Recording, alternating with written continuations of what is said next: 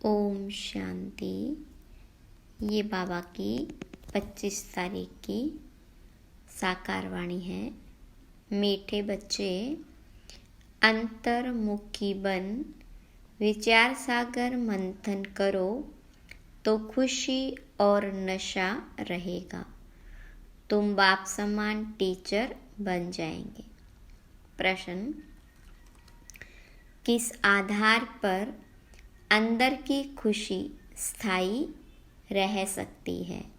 तो बाबा ने कहा, स्थायी खुशी तब रहेगी जब औरों का भी कल्याण कर सबको खुश करेंगे। रहम दिल बनो तो खुशी रहे।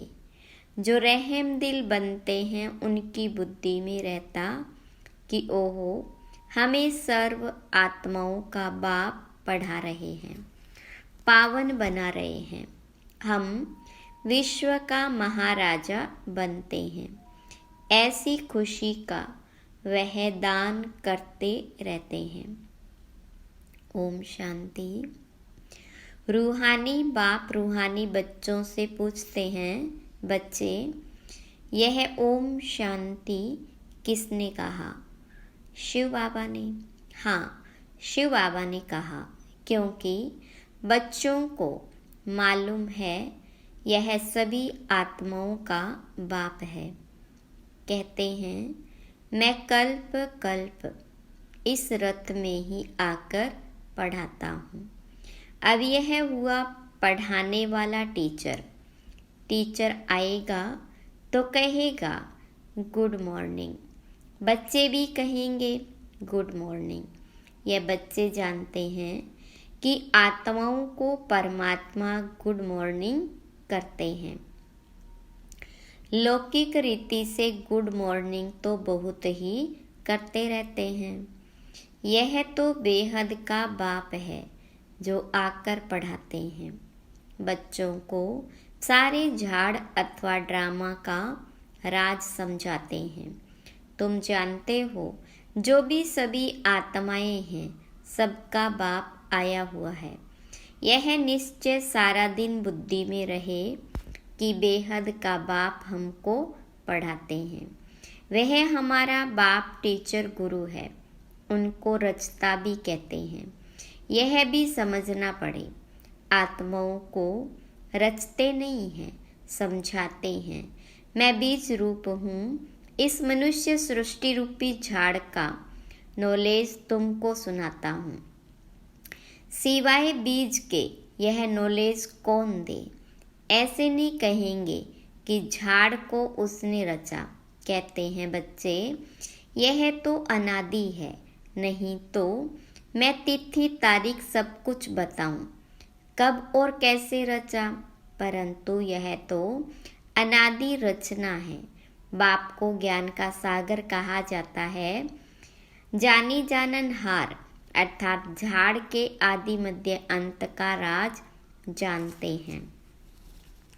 बाबा ही मनुष्य सृष्टि का बीज रूप है, ज्ञान का सागर है। उनमें ही सारी नॉलेज है। वही आकर बच्चों को पढ़ाते हैं। सब मनुष्य कहते रहते हैं, पीस कैसे हो? तुम अभी कहेंगे कि पीस तो शांति का सागर ही स्थापन करेंगे। वह शांति, सुख और ज्ञान का सागर है। कौन सा ज्ञान है? सृष्टि के आदि मध्य अंत का। वो लोग ज्ञान तो शास्त्रों को भी समझते हैं। ऐसे तो शास्त्र सुनाने वाले ढेर हैं। यह बेहद का बाप खुद ही आकर परिचय देते हैं और सृष्टि के आदि मध्य अंत की नॉलेज भी देते हैं। यह भी समझते हैं कि उनके आने से ही पीस स्थापन हो जाती है। वहाँ है ही पीस, शांति। यह भी कोई नहीं जानते कि शांति धाम में सब शांति में थे। वह कहते रहते हैं, यहाँ पीस कैसे हो, शांति कैसे हो? यहाँ थी जरूर। शांति चाहिए राम राज्य वाली। राम राज्य कब था? यह किसको मालूम नहीं है। बाबा जानते हैं कितनी ढेर आत्माएं हैं। मैं इन सब का बाप हूँ, ऐसे और कोई कह नहीं सकते। जो भी सब आत्माएं हैं, सब इस समय यहाँ है।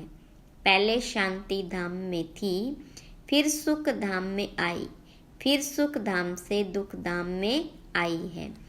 सुख दुख का यह खेल कैसा बना हुआ है, यह कोई नहीं जानते। ऐसे ही सिर्फ कह देते हैं कि आवागमन का खेल है। तो अब तुम बच्चों की बुद्धि में है कि वह हम सब आत्माओं का बाप है। वह हमको नॉलेज सुना रहे हैं। वह आकर स्वर्ग का राज्य स्थापन करते हैं, हमको पढ़ाते हैं, कहते हैं बच्चे तुम ही देवता थे। ऐसे तो और कोई कहेंगे नहीं। सभी आत्माओं का बाप तुमको पढ़ाते हैं। कितना बेहद का बड़ा नाटक है। वह लाखों वर्ष कह देते, तुम कहेंगे यह 5000 वर्ष का खेल है। अभी तुम जान गए हो शांति 2 प्रकार की है। एक है शांति धाम की, दूसरी है सुख धाम की। यह तुम बच्चों की बुद्धि में है कि सभी आत्माओं का बाप हमको पढ़ाते हैं। यह तो कोई शास्त्र में भी नहीं है। बेहद का बाप है ना। सभी धर्म वाले उनको अल्लाह, गॉड फादर, प्रभु आदि आदि कहते हैं। उनकी पढ़ाई भी जरूर इतनी ऊंची होगी। यह सारा दिन अंदर में रहना चाहिए। बाबा कहते हैं मैं तुमको नई बातें सुनाता हूँ, नए किस्म से पढ़ाता हूँ। तुम फिर औरों को पढ़ाते हो। भक्ति मार्ग में देवियों का भी बहुत मान है। वास्तव में यह ब्रह्मा भी बड़ी माँ है।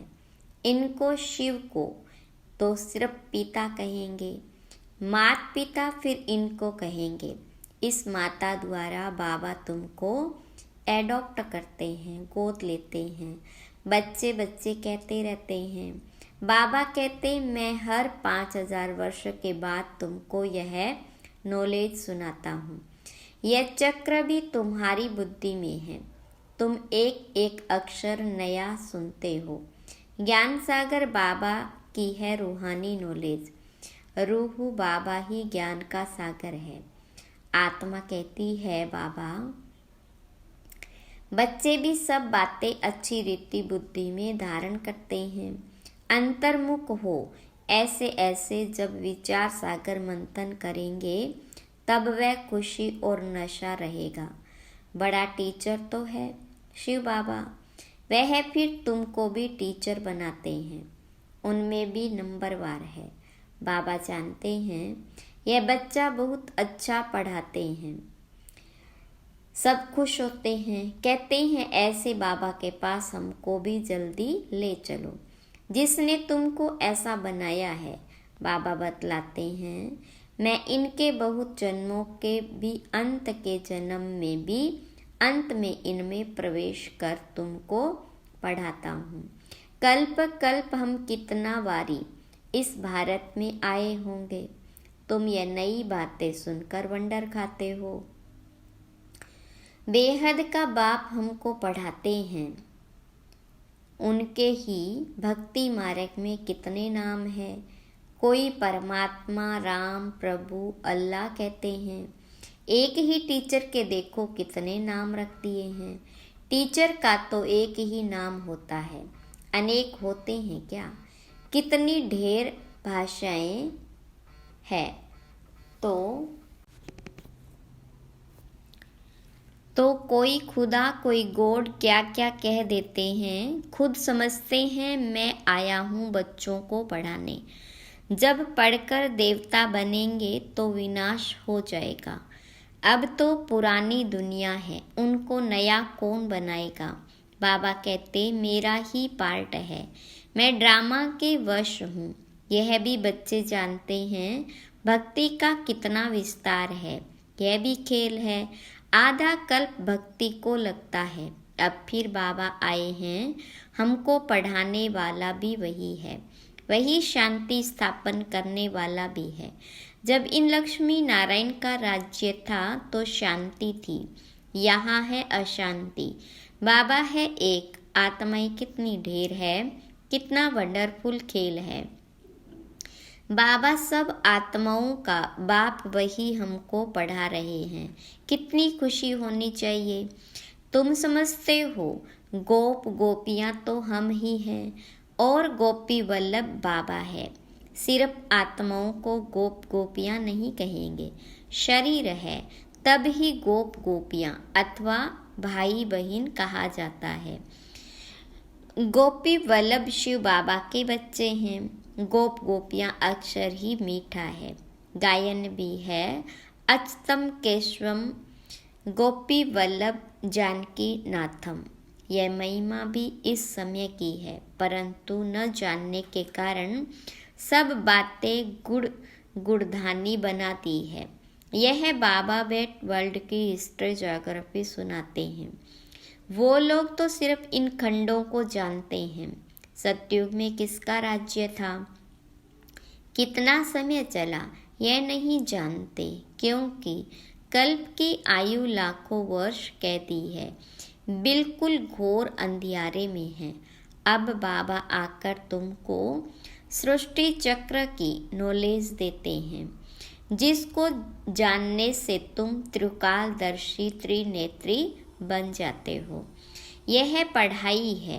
बाबा खुद कहते हैं, मैं कल्प कल्प कल्प के संगम युग पर आकर के तुमको पुरुषोत्तम बनाता हूँ।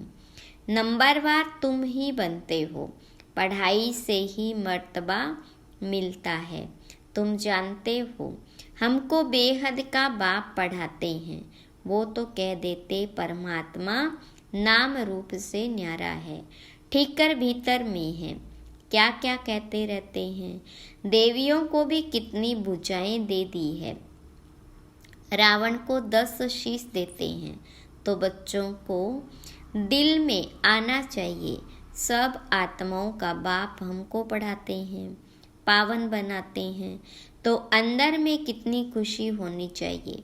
परंतु वह खुशी भी तब आएगी जब फिर औरों का कल्याण कर सबको खुश करो, रहम दिल बनो। ओहो बाबा हमको विश्व का महाराजा बना देते हो। राजा रानी प्रजा सब विश्व के मालिक बनेंगे ना। वहाँ वजीर होते नहीं, अब राजाएं नहीं हैं तो वजीर ही वजीर है। अभी तो प्रजा का प्रजा पर राज्य है, तो घड़ी घड़ी यह बुद्धि में आना चाहिए कि बेहद का बाप हमको पढ़ा रहे हैं। जो अच्छी रीति पढ़ेंगे वही पहले आएंगे और ऊंच पद पाएंगे। यह लक्ष्मी नारायण इतने साहूकार कैसे बने, क्या किया। भक्ति मार्ग में कोई बहुत साहूकार होते हैं तो समझा जाता है इसने ऐसे ऊंच कर्म किए हैं। ईश्वर अर्थ दान पुण्य भी करते हैं, समझते हैं इनकी एवज में हमको बहुत कुछ मिलेगा, तो दूसरे जन्म में साहूकार बन जाते हैं। परंतु वह देते हैं इनडायरेक्ट, जिससे अल्पकाल के लिए कुछ मिलता है। अब बाबा डायरेक्ट आया है, सब उनको याद करते हैं कि आकर पावन बनाओ। ऐसे नहीं कहेंगे कि यह नॉलेज दे, ऐसा लक्ष्मी नारायण हमको बनाओ। मनुष्यों की बुद्धि में तो श्री कृष्ण ही याद आता है। बाबा को न जानने के कारण कितना दुखी हो पड़े हैं। अब बाबा तुमको दैवी संप्रदाय का बनाते हैं। तुम शांति धाम जाकर फिर सुख धाम में आएंगे। बाबा कितना अच्छी रीति समझाते हैं। बल सुनते हैं परंतु जैसे कि सुनते ही नहीं। पत्थर बुद्धि से पारस बुद्धि होते ही नहीं है। सारा दिन बाबा बाबा ही याद रहना चाहिए। स्त्री का पति पिछाड़ी कैसे प्राण निकल जाता है। स्त्री का बहुत लव रहता है। यहाँ तो तुम सब बच्चे हो, फिर भी नंबरवार तो है ना। तुम जानते हो ऐसे बेहद के बाप को हम घड़ी घड़ी भूल जाते हैं। बाबा कहते मुझे याद करने से तुम्हारे भी कर्म विनाश होंगे, फिर भी भूल जाते हैं। अरे ऐसा बाप जो तुमको विश्व का मालिक बनाते हैं, उनको तुम भूलते क्यों हो? माया के तूफान आएंगे, फिर भी तुम कोशिश करते रहो। बाबा को याद किया तो वर्षा मिल जाएगा। स्वर्गवासी देवताएं तो सब बन जाते हैं, बाकी सजाएं खाकर फिर बनते हैं, फिर पद भी बहुत कम हो जाता है। यह सब नई बातें हैं। ध्यान में तब आएगी जब बाबा को, टीचर को याद करते रहेंगे। तुम टीचर को भी भूल जाते हो। बाबा कहते जब तक मैं हूँ, विनाश का समय आए और सब कुछ इस ज्ञान यज्ञ में स्वाहा हो जाए, तब तक पढ़ाई चलती रहेगी। तुम कहेंगे पढ़ाया तो सब कुछ है और फिर क्या पढ़ाएंगे? बाबा कहते हैं नई नई पॉइंट्स निकलती रहती है। तुम सुनकर खुश होते हो ना, तो अच्छी रीति पढ़ो और सुदामा मिसल जो ट्रांसफ़र करना है वह भी करते रहो। यह भी बहुत बड़ा व्यापार है। बाबा व्यापार में बहुत फ्राक दिल थे। रुपए से एक आना धर्माऊ निकालते थे। बल घाटा पड़ता था क्योंकि सबसे पहले हमको डालना पड़ता था। कहते थे आप जितना जास्ती भरेंगे, आपको देख सब भरेंगे तो बहुतों का कल्याण हो जाएगा। वह था भक्ति मार्ग। यहाँ तो सब कुछ बाबा को दे दिया। बाबा यह सब कुछ लो। बाबा कहते हैं तुमको सारे विश्व की बादशाही देता हूँ। विनाश का साक्षात्कार अर्जुन का भी साक्षात्कार हुआ, चतुर्भुज का भी साक्षात्कार हुआ।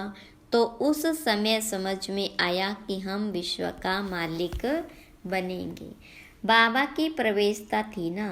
विनाश देखा, बस यह दुनिया खत्म हो रही है, यह धंधा आदि क्या करूं? छोड़ो गदाई को, हमको राजाई मिल रही है।